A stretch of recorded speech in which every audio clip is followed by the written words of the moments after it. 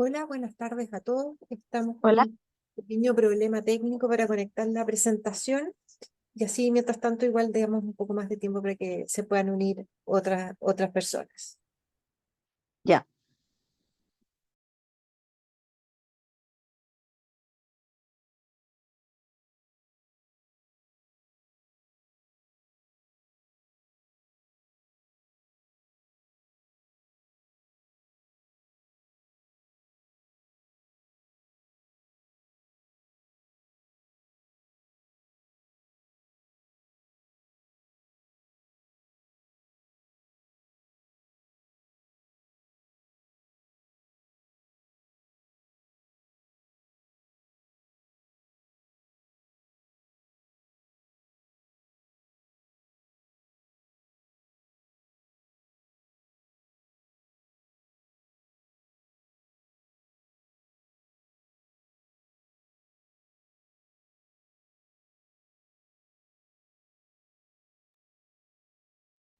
Muy bien, quizás en honor al tiempo y estamos como para comenzar. Hugo,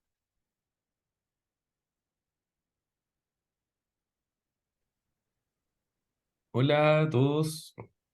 perfecto, ¿todo listo? Sí, todo listo.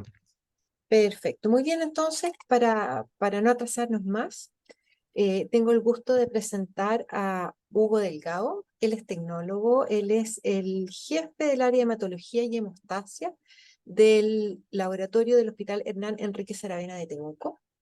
Él es candidato a doctor y en la línea de investigación de hematología y hemostasia. Y le hemos pedido que hoy día nos presente esto, que la verdad que es un tema que es súper transversal a todos los laboratorios y es algo del día a día, que son los nuevos parámetros de estudio de la anemia ferropénica, algunas oportunidades y desafíos. Así que muchas gracias, Hugo, y te dejo adelante. Muchas gracias. Bueno, primero que todo, agradezco la invitación a poder compartir esto que lleva como título nuevos parámetros, eh, estos nuevos parámetros para el diagnóstico de anemia ferropriva. Ya, los desafíos que hay desde el punto de vista del laboratorio, siempre mirándolo, y desde el punto de vista del apoyo diagnóstico que podamos dar de ahí. Así que vamos a presentar aquí un poco de la actualidad del diagnóstico de anemia y no solo eso, sino también vamos a hablar un poco acerca de algunos estudios. No podemos mencionar tantos por el tiempo, ya que el tiempo es acotado que me dieron. Y en cierta forma vamos a mencionar también algunos estudios que hemos realizado nosotros y uno que estamos realizando hacia el futuro en el cual estamos trabajando ahora. Así que espero sus preguntas que las anoten cualquier cosa. Vamos a ver si funciona esto. Ahí sí. Bueno, la definición en general es conocida por todos nosotros. La definición de anemia es mundialmente conocida como una disminución en la cantidad, en la producción de la cantidad de glóbulos rojos sanos. Ya existe una disminución en el número que puede ser determinada desde el punto del laboratorio en conteo y en determinación de analitos. ¿Ya? Lo más común en el tipo de anemia es la secundaria al déficit de hierro. A nivel mundial es la más común, es la más prevalente. Hay otro tipo de anemia que, como ustedes conocen, deficiencia por distintas deficiencias carenciales, por pérdida de sangre, etcétera, pero hoy día nos vamos a enfocar en la anemia asociada a la deficiencia de hierro. Epidemiológicamente afecta a más de 200 millones de personas y genera una carga de enfermedad de 1.1% del total de años de vida ajustados por discapacidad, es decir, sigue siendo un problema que parece de fácil diagnóstico, que parece de permanente aparición en la clínica y en el laboratorio. Sin embargo, sigue siendo un problema para la salud mundial y para la salud de las personas también. Bueno, en Chile no hay datos de prevalencia en la población general actualizados. Por ahí hay datos del 2018, pero no son certeros y no son relevantes o no son exactos como para poder indicarlo. Pero sí, desde el punto de vista de la población infantil, se estima que el 25% aproximadamente de la población infantil presentará anemia en algún momento. Ahora, es importante decir que el 25% es harto, suena un poquito chocante, pero es así, pero de ese 25% se estima que aproximadamente el 45% es asintomático, es decir, solo hay un 55% de pacientes en los cuales presentan algún síntoma y a través de los síntomas y de los signos se puede llegar al diagnóstico o por algún hallazgo por exámenes de rutina o por algún otro tipo. ¿Ya? En Chile la prevalencia de anemia en los lactantes es del 14% y un 4% en preescolares. ¿Ya? El 88 y el 98% corresponden a anemias por deficiencia de hierro y esto es comparable a lo sucedido en la población mundial, donde la principal causa de anemia es la deficiencia por hierro, lo que demuestra que en Chile no es distinto en estos casos. ¿Por qué quise mencionar la anemia en población infantil? Porque aquí toma un valor relevante. No es que la población adulta no sea relevante el diagnóstico de anemia por deficiencia de hierro, pero en la población infantil toma otro ribete que lo vamos a ver más adelante, que lo hace más importante aún el llegar al diagnóstico precoz y certero de esta anemia por deficiencia de hierro principalmente. El diagnóstico desde el punto de vista clínico, los signos y los síntomas son bastante inespecíficos, ¿ya? Requiere un alto nivel de sospecha y estar atento a los factores de riesgo. Esto obviamente es para los clínicos que se dedican al diagnóstico. Generalmente tratan de ver condiciones nutricionales, condiciones inmunológicas o alguna condición desde el punto de vista clínico que lo haga sospechar de que hay la presencia de una anemia, porque lo que más conocemos nosotros es la palidez de piel y mucosa, fatiga, esplenomegalia, irritabilidad, anorexia, entre otros casos que pueden estar asociados o que requieren un diagnóstico diferencial para saber si están en presencia de un déficit de hierro que está llevando a una anemia ferropriva como causa final.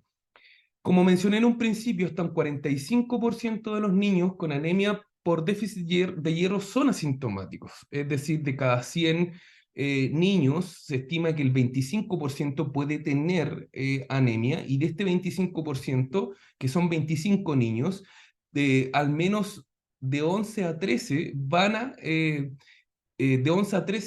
a estar asintomáticos frente a este tipo de deficiencia de hierro y esta anemia eh, causal por la deficiencia de hierro. El diagnóstico en lactantes y preescolares es fundamental, ¿ya? ¿Por qué? Porque cuando existe la presencia de la anemia mencionada, eh, muchas veces no hay síntomas y ahí hay un problema. ¿Por qué? Porque el fierro que está carencial en médula está manifestando una patología, que es esta anemia, y el fierro forma parte fundamental en la formación y la maduración del sistema nervioso en los lactantes y también la función aporta mucho en la función cognitiva y conductual de los preescolares. Ya muchas veces las causas del déficit atencional, de la dificultad de aprendizaje, disminución del rendimiento o en otros casos la alteración de la función cognitiva puede estar asociada a un déficit de fierro porque el fierro forma parte del desarrollo del sistema nervioso central. La pregunta es si existe un 25% de niños o de preescolares que puede sufrir anemia y muchos de ellos, el 45%, son asintomáticos. Existe en ese 45% la posibilidad de que se presenten estas alteraciones y estas alteraciones motoras o cognitivas que no van a ser diagnosticadas o que pueden ser diagnosticadas tardíamente. También existen alteraciones digestivas, esto casi que da risa de los niños que muchas veces comen tierra o comen objeto inanimado, esto que se llama la pica, que son condiciones que también están asociadas muchas veces clínicamente a una deficiencia de hierro. Bueno, y las causas inmunológicas asociadas a una disminución del sistema inmune por una alteración del sistema fagocitario, donde el fierro también forma parte y también estas alteraciones pueden estar asociadas a esta deficiencia de hierro. Desde el punto de vista del diagnóstico y el aporte del laboratorio, todos sabemos que el hemograma forma parte fundamental en el diagnóstico de esta deficiencia de fierro. y del diagnóstico, perdón, de la anemia por deficiencia de hierro. Lo principal que observamos es conocido por todos, lo más probable que están acá, que es la disminución de la hemoglobina, la disminución del tamaño de los glóbulos rojos y también de la concentración de hemoglobina que tienen estos glóbulos rojos. Podemos verlo en la BCM y la CHCM, pero también podemos observarlo desde el punto de vista morfológico, observando microcitosis y hipocromía característica.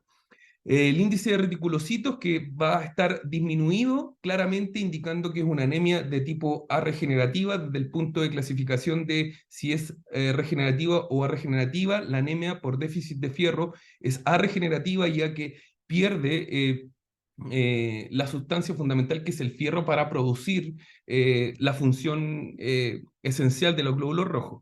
Y eventualmente puede producirse leucopenia y trombocitosis, la leucopenia y trombocitosis asociada a estas alteraciones inmunológicas antes mencionadas. Desde el punto de vista bioquímico, lo más importante para certificar la disminución de fierro es la sideremia, es decir, la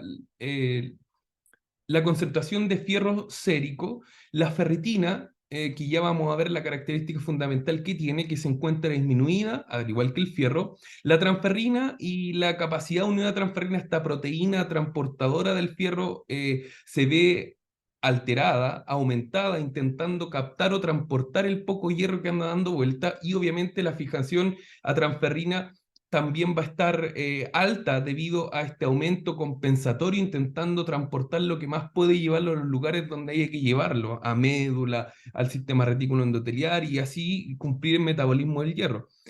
Y bueno, la saturación de la transferrina claramente va a estar disminuida debido a que la poca disponibilidad va a permitir poco transporte, muchos carros para transportar, pero poca gente arriba del carro, ¿ya?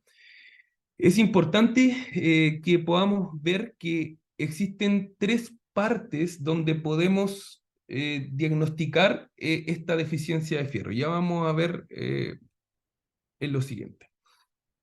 Tras la sospecha clínica, ya sea por la sintomatología que era sugerente de porque había un grupo de riesgo, porque fue un hallazgo casual clínico a través de los exámenes de laboratorio, se determina por la OMS y también utilizado en Chile, que la determinación de ferritina sérica constituye el parámetro aislado, accesible, más fiable para valorar los depósitos de fierro.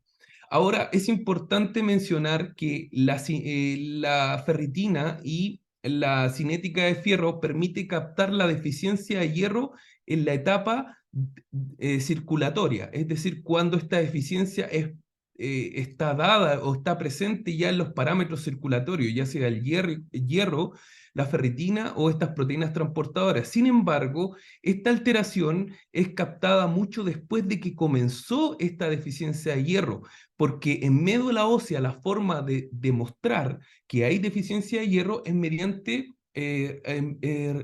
realizando hemosiderina medular, que utiliza como muestra fundamental una muestra de médula ósea para medir la cantidad de fierro presente mediante una técnica histológica.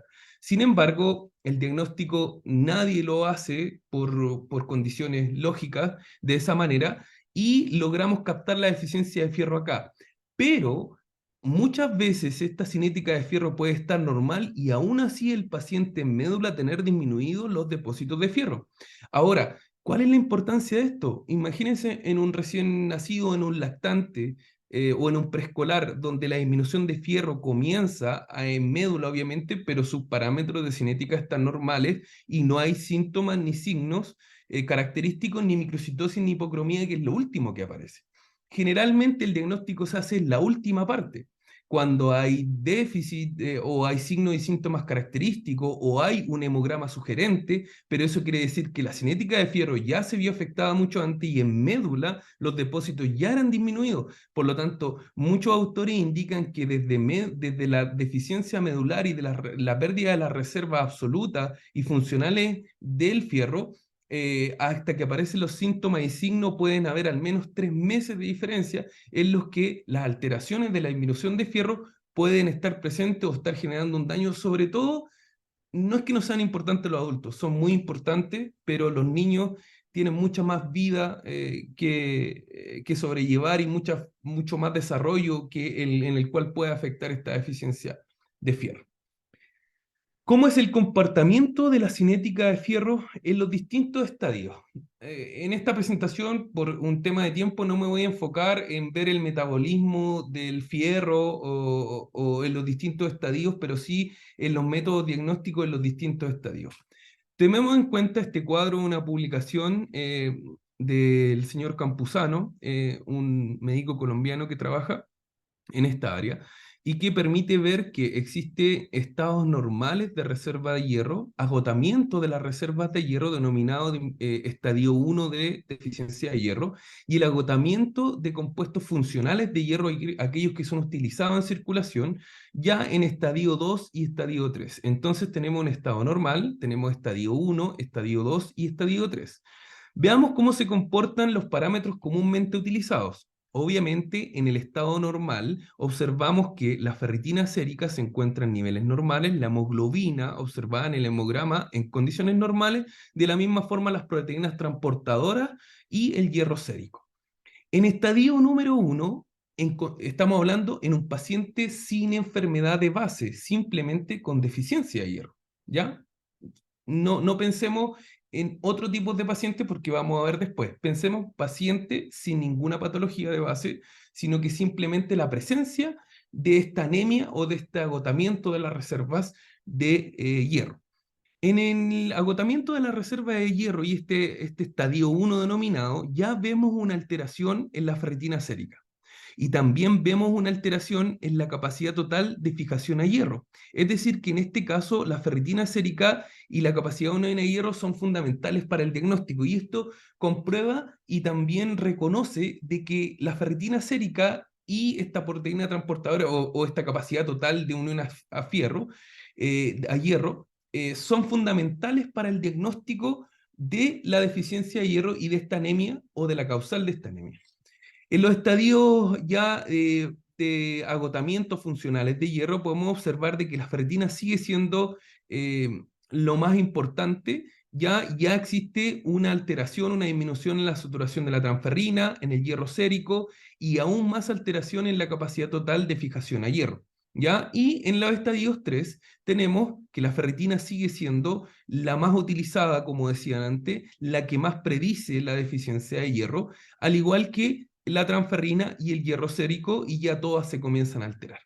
Aquí hay una en rojo, que es la que vamos a hablar un poquitito más después, que es la hemoglobina reticulocitaria, que como veremos, en la primera parte, el agotamiento de las reservas de hierro, en la etapa 1, puede estar normal o está disminuida. Ya vamos a ver algunos estudios que confirman esto. En los estadios número 2 se encuentra menor a 29. No tenemos un rango de referencia para poder determinar cuánto es realmente el valor en picogramos de hemoglobina reticulocitaria, que es normal, pero se estima por publicaciones a nivel mundial de que menor a 29 puede ser indicativo de disminución en la reserva de fierro. Y en el estadio 3 se observa también una disminución. Ya vamos a entrarnos un poquito más a ese parámetro. Bueno, ¿qué es la hemoglobina reticulocitaria? La hemoglobina reticulocitaria es un parámetro que al día de hoy no es reportable en la mayoría de los centros. Esta hemoglobina reticulocitaria existe hace bastantes años, ya es un parámetro hematológico que es obtenido por medio de la determinación de la hemoglobina presente en los reticulocitos. ¿Cómo mide la hemoglobina? Los equipos, generalmente de cuarta generación hacia arriba, presentan los glóbulos rojos, lo que hace es medir el tamaño del glóbulo rojo, luego destruirlo y medir la hemoglobina dentro. Cuando medimos la hemoglobina dentro de un glóbulo rojo normal, estamos midiendo el pasado en 120 días, porque un glóbulo rojo vive 120 días, por lo tanto, esa cantidad de hemoglobina puede ya estar disminuida hace 1, 2 o 3 meses porque representa esa cantidad de tiempo en circulación. Es la hemoglobina que estamos midiendo. Por eso es un parámetro que se altera al final de la deficiencia de hierro en médula. Sin embargo, la hemoglobina reticulocitaria mide de la misma forma que la hemoglobina en sangre, mide la cantidad de hemoglobina, pero en un reticulocito. Y la característica es que los reticulocitos en circulación viven 48 horas. Por lo tanto, eso nos permite tener un parámetro que está midiendo en tiempo real la cantidad de fierro que hay en médula. De la misma forma que lo hace, que se mide y que se determina la hemoglobina en un glóbulo rojo, que determina el pasado, la hemoglobina reticulocitaria mide la hemoglobina en los glóbulos rojos, pero en un reticulocito que lleva menos de 48 horas o máximo de 48 horas en circulación. Por lo tanto, tenemos un determinante más precoz de la cantidad de fierro presente en médula, una medición indirecta, pero medición al fin que nos permite tener eh, esta medición o este reflejo del hierro que puede haber en médula. Bueno, esta hemoglobina reticulocitaria es importante mencionar que no tiene ningún costo, ningún costo para los laboratorios que tienen hemogramas de cuarta generación hacia arriba. Es un parámetro que está disponible, que es reportable y puede ser reportable, pero tiene ciertos matices de desconocimiento, no hay valores de referencia asociados, no hay estudios potentes en población chilena que puedan determinar, y como vamos a ver más adelante, nuestra población tiene características particulares que hace que no podamos utilizar de la misma forma los valores de referencia o los puntos de corte indicados en otras poblaciones y adecuarlo a las nuestras, porque van a haber sí o sí diferencias. Es importante mencionar aquello. Hay un estudio que se hizo en 164 pacientes pediátricos con insuficiencia renal crónica y se los voy a presentar ahora. Es importante mencionar de que aquellos parámetros habituales de medición, es decir, cinética de fierro y ferritina, tienen ciertas limitantes. La ferritina tiene una limitante que es una proteína de la fase aguda. Anteriormente les presenté que era lo mejor que había, según un estudio, en el estudio que le había mencionado, lo mejor para ver la deficiencia de hierro en médula, y lo demostraba el estudio. Sin embargo, les mencioné que era en pacientes normales, sin patología de base. Pero cuando tenemos un paciente con enfermedad de base, cuando tenemos un paciente con enfermedad inflamatoria de base de cualquier tipo, tenemos una alteración en la función de esta ferritina, ¿ya? Porque la ferritina forma parte es una proteína de la fase aguda, por lo tanto, en los cuadros inflamatorios tiende la fisiología a cubrir o a alterar estos niveles de ferritina, aumentando como proteína en la fase aguda. Y es aquí donde la hemoglobina reticulocitaria toma un valor fundamental de poder determinar estos parámetros o poder determinar estos depósitos de fierro. Mire, este estudio entonces ya no es en pacientes sanos, sino es en 164 pacientes con insuficiencia renal crónica. Ya ellos tienen una patología de base asociada, inflamatoria totalmente, y estos pacientes requieren de la inyección de eritropoyetina para poder aumentar la producción de glóbulos rojos. Pero ¿cómo poder colocar esa o administrar esta eritropoyetina si no sé cuánta reserva de fierro tengo? Entonces mido los niveles de fierro sérico y los determino de manera directa o indirecta.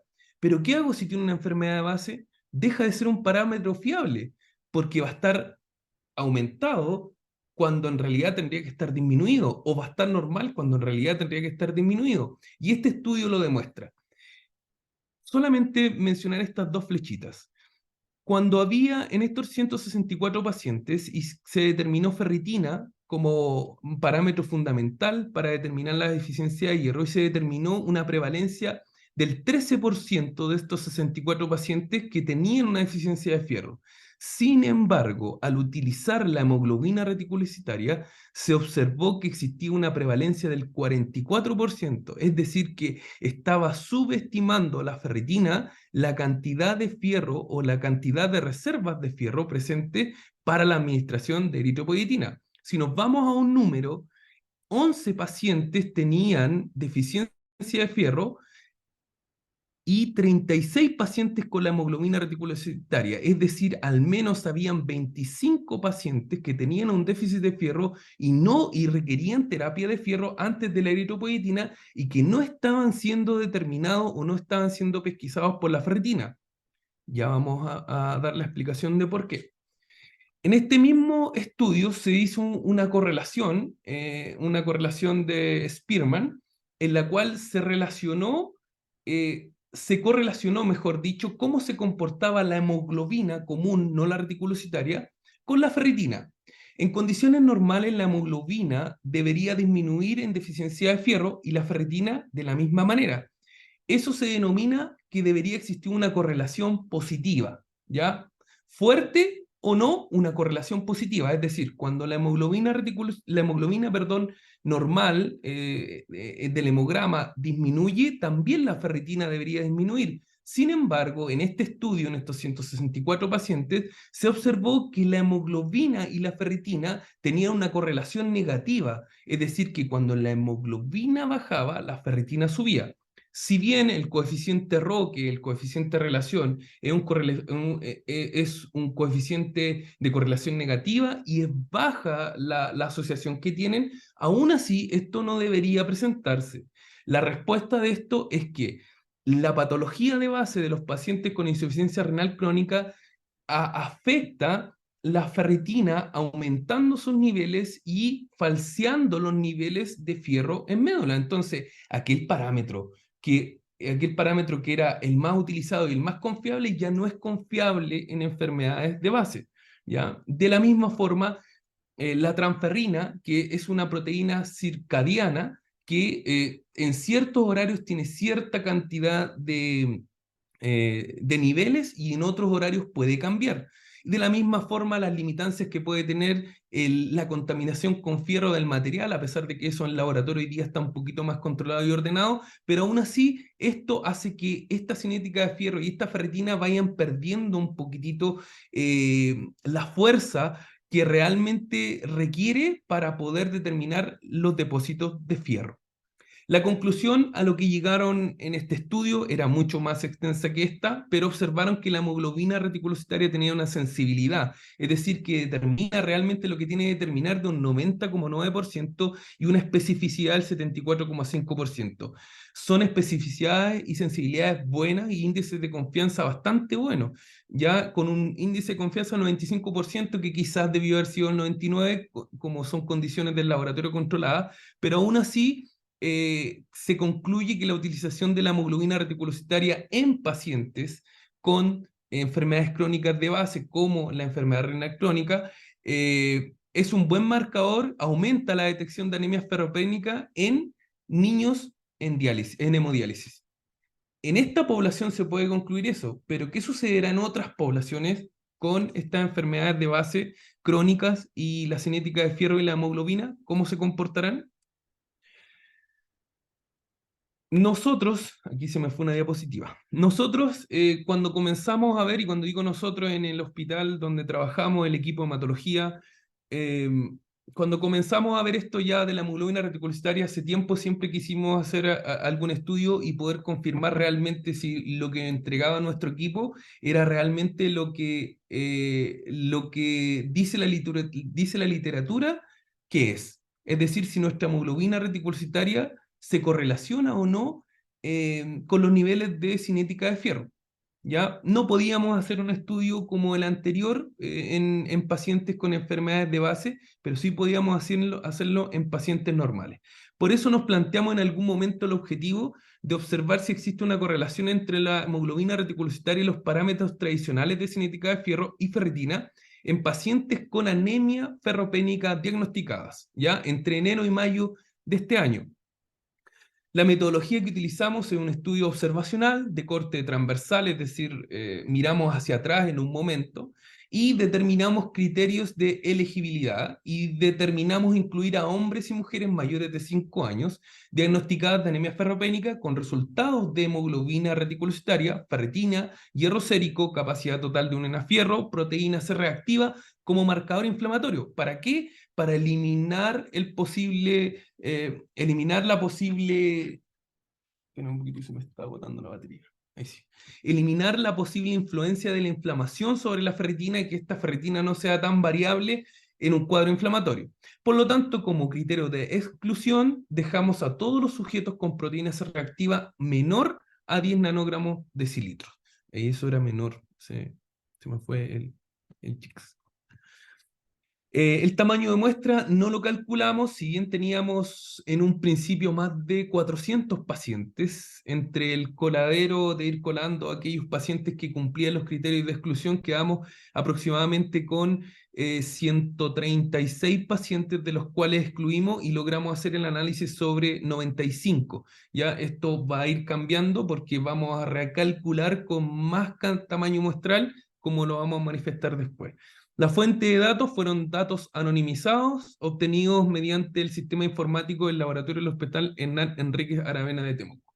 Ya la metodología, las variables que quisimos medir fueron los barrones de ferritina y la cinética de fierro completa. Ya como variable dependiente estaba la concentración de hemoglobina reticulocitaria y nuestra variable dicotómica independiente, el sexo y la edad en años, si era masculino o femenino como influyente. Hicimos un análisis exploratorio de los datos que teníamos, vimos la descriptiva de los pacientes ya y realizamos un análisis mediante SPSS y hicimos una correlación de Spearman sobre la hemoglobina reticulocitaria y cada uno de los parámetros de la cinética de fierro. Los resultados fueron los siguientes. Se estudiaron a 95 pacientes, como dije, 60% del sexo femenino. Se confirma con la literatura que la mayoría de las personas que tienen anemia por deficiencia de hierro son del sexo femenino, con una edad media, en el caso de los hombres, de 44,2 años, más o menos 25,8 años. La media y desviación estándar y coeficientes de correlación de Spearman se describen en esta tabla. ¿Ya? ¿Qué hicimos aquí? Relacionamos la hemoglobina reticulocitaria con la ferritina. La hemoglobina reticulocitaria debería estar disminuida en deficiencia de fierro en estos pacientes, y sí se encontró disminuida, ya con valores menores a 29, 26,7 promedio, y una ferritina también disminuida con una correlación positiva. ¿Qué quiere decir?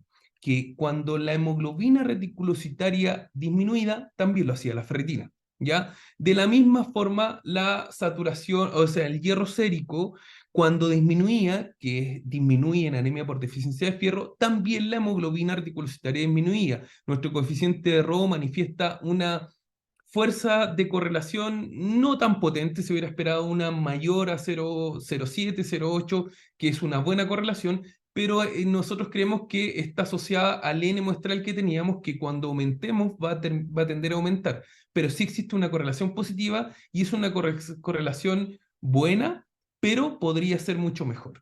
En el caso de la hemoglobina reticulocitaria y la capacidad total de unión a fierro y la saturación de la transferrina, se observó una correlación negativa. ¿Qué quiere decir esto? Que estos dos parámetros, cuando se ven aumentados a causa de la deficiencia de hierro, la hemoglobina reticulocitaria se ve disminuida. Y esa correlación es negativa, es decir, que en pacientes sin patología crónica de base ni inflamatoria, la hemoglobina reticulocitaria sí es un parámetro que se correlaciona a la cinética de fierro, por lo tanto sí podríamos utilizarla o no. ¿O no? Es la pregunta. Las conclusiones de nuestro estudio fueron que existe correlación entre la hemoglobina reticulocitaria y parámetros de cinética de hierro y ferritina en pacientes con anemia asociada a deficiencia de hierro diagnosticadas en el Hospital Hernán Enrique Aravena de Temuco. La correlación observada indica que puede ser un parámetro a utilizar acompañado a otros marcadores de eficiencia de hierro tradicionales, contribuyendo al diagnóstico de este tipo de anemias. Ese fue nuestras conclusiones fundamentales, porque requieren mucho más que poder hacer para poder quizás liberarlo con total libertad. Entonces, la pregunta es, si vimos un estudio arriba, porque hay muchos estudios como el de la hemoglobina reticulocitaria, perdón, de la cinética de fierro en pacientes con enfermedad renal y otros pacientes con enfermedades crónicas de base, y hay también estudios que hacen esta correlación entre la hemoglobina reticulocitaria y los parámetros tradicionales en pacientes sin enfermedad crónica. Entonces, ¿por qué no la podemos usar? ¿O podemos usarla? Bueno, no tenemos la seguridad de usarla porque nuestra población es distinta a la población en la cual se han realizado la mayoría de los estudios. La mayoría de los estudios presentes se han realizado en una población totalmente distinta a la de nosotros. Estudios recientes de genética poblacional, bueno, sí, hay algunos colegas que pueden estar por ahí que saben harto más que yo de esto, pero sí han determinado de que tenemos una población bastante mestiza con un componente americano, europeo y africano bien mezclado, eminentemente amerindio, que hace que nuestra población sea muy distinta a las poblaciones en las cuales se hacen estos estudios. Por lo tanto, ¿ese punto de corte 29 será realmente confiable o el punto de corte de nosotros será distinto? ¿Será realmente que podemos obtener valores de referencia que sean confiables y que el clínico pueda solo utilizar la hemoglobina reticulocitaria, quizás uno o dos parámetros más, entendiendo que el diagnóstico es probabilidad y lo que hacen las pruebas diagnósticas es entregarle una mayor probabilidad al médico de llegar al diagnóstico que él quiere y de esa manera ayudar al paciente? ¿Ya? ¿Podemos utilizarlo, no? No, no sería lo correcto utilizarla porque aún hay mucha información de cómo se comporta este parámetro en nuestra población, entendiendo de que es tan importante en pacientes neonatos y en pacientes con enfermedades crónicas de base. ¿Qué podemos hacer para utilizar de forma segura esta hemoglobina reticulocitaria? Y aquí es donde nos pusimos ingeniosos y estamos tratando de hacer algo en ayuda de la doctora Carolina y otros profesionales, en los cuales queremos hacer lo siguiente.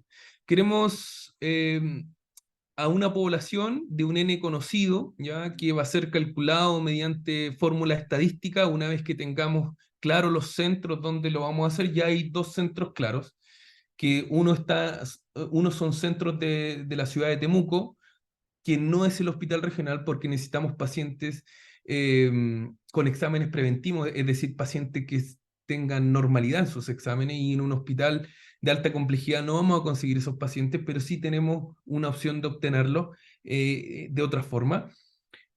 Otro centro en la zona centro, aquí en Santiago, que también obtener resultados de hemoglobina reticulocitaria y otros parámetros ya de pacientes normales, y otro centro en el norte del país, y generar un N mayor a 700 personas y hacer un estudio observacional, determinar el tamaño muestral con un muestreo aleatorio estratificado, es decir, que todos tengan la misma posibilidad de ser elegidos dentro de un grupo, ¿ya? Realizar un análisis estadístico y obtención de valores de referencia que sean representativos de nuestra población, ¿ya? Por eso es importante darle más poder o más seguridad al tamaño muestral y al muestreo que vamos a realizar para poder hacerlo representativo realmente, y finalmente que estos resultados puedan determinar o ayudarnos a generar un punto de corte para nuestra población de la hemoglobina reticulocitaria, pero no solamente de la hemoglobina reticulocitaria,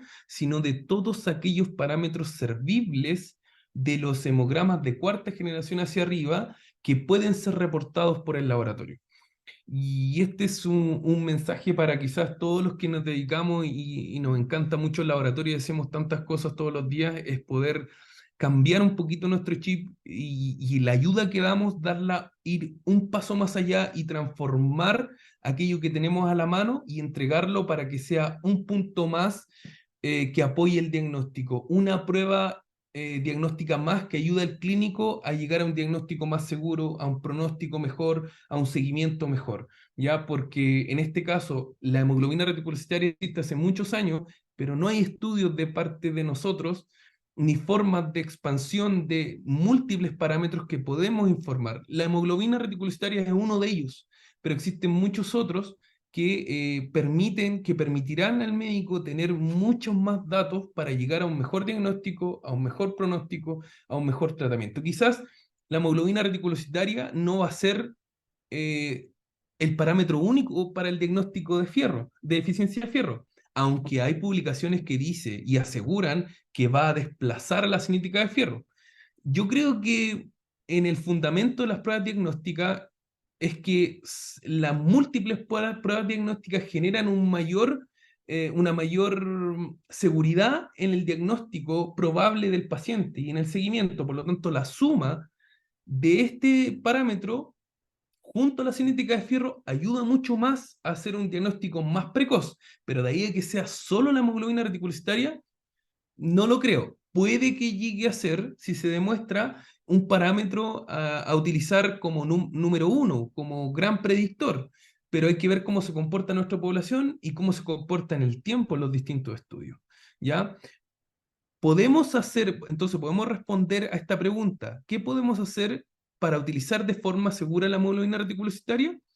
Esta es una propuesta que esperamos que resulte, y ya estamos en algunas reuniones con este trabajo, que esperamos que nos entregue valores de referencia para la hemoglobina reticulocitaria y otros 24, no, otros 18 parámetros del hemograma, y así poder cambiar este hemograma que lleva tantos años sin cambiar y entregar una mayor ayuda a los clínicos. Como conclusiones generales, los actuales parámetros de medición de depósito de hierro representan limitaciones debido a que se ven alteradas por ritmo circadiano en el caso de las proteínas transportadoras, ¿ya? Y por cuadros inflamatorios crónicos en el caso de la ferritina. Por lo tanto, no es un parámetro eh, fiable 100% en esos casos, en el caso de patologías crónicas, ¿ya? O de enfermedades inflamatorias de base. Dos, que la evidencia demuestra que la hemoglobina reticulocitaria, perdón, es un parámetro a tener en cuenta para aumentar la probabilidad diagnóstica de deficiencia de hierro, no solo por, como dije anteriormente, solo por el hecho de que las pruebas diagnósticas, la suma de ellos mejora el diagnóstico, el pronóstico y el tratamiento. No creo que sea sola ella la que llegue a hacer eso, ¿ya? Sino la suma. Tres, la escasa evidencia de los valores de normalidad de parámetros no reportables, entre ellos la hemoglobina reticulocitaria, crea la necesidad de trabajar en establecer estos valores. Responsabilidad de todos aquellos que trabajamos en laboratorio, y quizás usted me podría decir, pero hay tantos parámetros que no tenemos valores para nuestra población. Bueno, lo ideal siempre sería tenerlos, y si hacemos vista gorda, eso es otra cosa, y muchas veces lo hacemos. Y número cuatro, es necesario utilizar las tecnologías diagnósticas no reportables, ¿ya? Sobre todo con las tremendas tecnologías que tenemos, porque las tremendas tecnologías que tenemos en la mayoría de nuestros hospitales es como andar con un Ferrari e ir a comprar a la vuelta de la esquina en el Ferrari y volver. Estamos subutilizándolo. Es como pasarle un iPhone 13 a mi mamá. No le va a sacar ni nada de provecho. Nosotros estamos haciendo eso. Lo mismo que quizás haría mi mamá con un iPhone 13 o 14. Ya estamos utilizando tecnologías tremendas que podemos ayudar al clínico a llegar a un mejor diagnóstico y por ende llegar al paciente de mejor forma a su tratamiento y pronóstico, de mala forma, ya, o no de mala forma, sino que subutilizándola. Ya, por lo tanto, es necesario utilizar las tecnologías diagnósticas no reportables, darlas a conocer y así dar un mayor apoyo al clínico para mejorar el diagnóstico y el pronóstico de los pacientes que lo requieran. Eso, no sé si me extendí demasiado, pero eso sería. Muchísimas gracias. No, estamos perfectos en la hora. Muchísimas gracias, Hugo. Excelente presentación. Me quedó muy claro todo. Igual tengo varias preguntas, pero no sé si es que alguien más de los participantes tiene alguna consulta. No veo nada escrito en el chat, no veo ninguna manito levantada tampoco. Sin entrar en grandes detalles de los proveedores de plataformas de contadores hematológicos, ¿cuántos crees tú que tienen este manito ya disponible para ser medido al menos Eh, en sus últimos equipos? una de las cosas que yo no quise hacer ahora fue colocar valores de referencia, porque hay algunos que van cambiando. De hecho, Carolina estuvo trabajando en determinar así como a grosso modo valores de referencia y vio que hay diferencia entre los proveedores, ya entre las técnicas que hay y en los valores de referencia. Pero hoy día, respondiendo a tu pregunta, Paulette, todos los proveedores tienen. Los cuatro grandes proveedores tienen la presencia de estos parámetros en su hemogramas sobre cuarta generación. Estos y otros muchos parámetros de mucha utilidad en muchas otras áreas, y están ahí esperando a ser utilizados por Ya. alguien. O sea, no, ¿Y el estudio que ustedes van a hacer va a ser con un proveedor o van a aprovechar distintas plataformas? Porque si es que el intervalo de referencia se nos cambia, quizás nos Eh, vamos a quedar casados en el equipo en el que ustedes lo hagan. lo que pasa es que por un tema logístico, nosotros lo vamos a hacer hoy día con equipos de una empresa, ya, solo por un tema logístico, porque la presencia de el tener las cuatro tecnologías significaría un tremendo trabajo que nos encantaría quizás poder hacer, pero no está el tiempo ni los recursos para hacerlo, sobre todo la disposición de las empresas, porque significa una inversión. De hecho, una de las empresas que nos va a ayudar va a invertir en poder tener determinaciones de reticulocitos para una población no menor. Va a ser una inversión alta, ¿ya? No sé en cuánto en dinero exactamente, pero sí por lo menos está a la disposición de hacerlo. Entonces tenemos que trabajar con aquellos que quieran y con lo que nos facilite más. Ahora, lo ideal sería coloquialmente, que les pique el bichito a los otros proveedores y que lo hagan. Sí, yo creo que eso es trabajo también de la empresa. Yo creo mucho en la triangulación, y siempre lo he dicho, entre las empresas, entre la clínica y las universidades. Creo que eso es fundamental. Si las empresas tienen que ganen, si ellos están para eso, pero que nuestros pacientes ganen y que la universidad hagan lo que quieran investigar.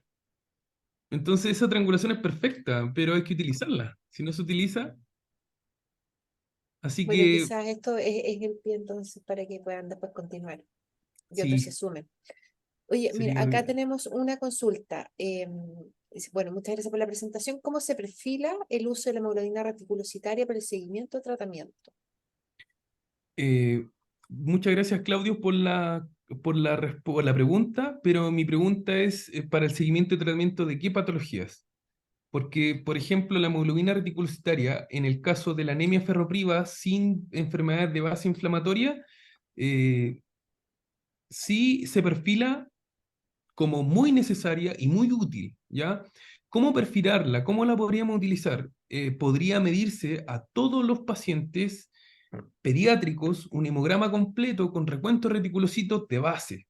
Hoy día no todos los pacientes tienen recuentos reticulocitos, ¿ya? No todos tienen recuentos reticulocitos, solo aquellos en los que el clínico solicitó por una sospecha los reticulocitos y así podemos obtener la hemoglobina reticulocitaria. Sin embargo, si eso fuera para todo paciente pediátrico, podría verse en la evaluación general de su hemograma también la hemoglobina reticulocitaria y medir sus depósitos de fierro, recordando que puede tener un hemograma completamente normal, pero la hemoglobina reticulocitaria indicar de que hay una deficiencia de hierro presente, que aún no se manifiesta en la cinética y que aún no se manifiesta en el hemograma, ni en la microcitosis ni en la apocromia.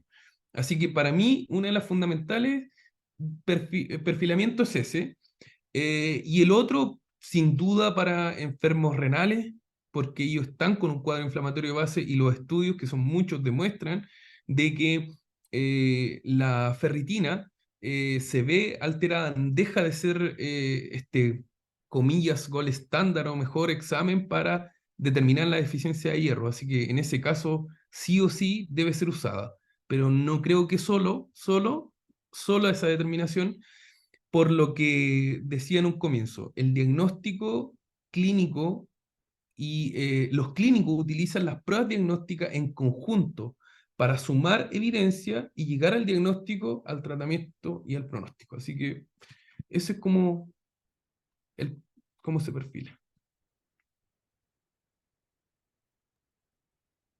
Gracias. Excelente. Muchas gracias. No sé si es que hay más preguntas de los participantes. Felicitaciones solamente. No veo a nadie más. Muchas gracias, Hugo. Excelente tu presentación y quedamos a la espera. Por favor, no se demoren demasiado en compartir los datos una vez que ya los tengan, porque los vamos a estar esperando. Bueno, muchas gracias. Muchas gracias por la invitación, Paul, y ahí vamos a estar compartiendo. Excelente, Muchas muchas gracias y gracias. felicitaciones. Ah, mire, vi una pregunta ahí. Decía, No, perdón, que muchas volvió. gracias. Eh, ah, sí, acá los dejo invitados al Congreso 23 y 24 de noviembre en Centro Parque, así que para todos nuestros participantes, cordialmente invitados. Eso, no era una pregunta. Ah, ya. Muchas gracias. Chao, chao. Chao.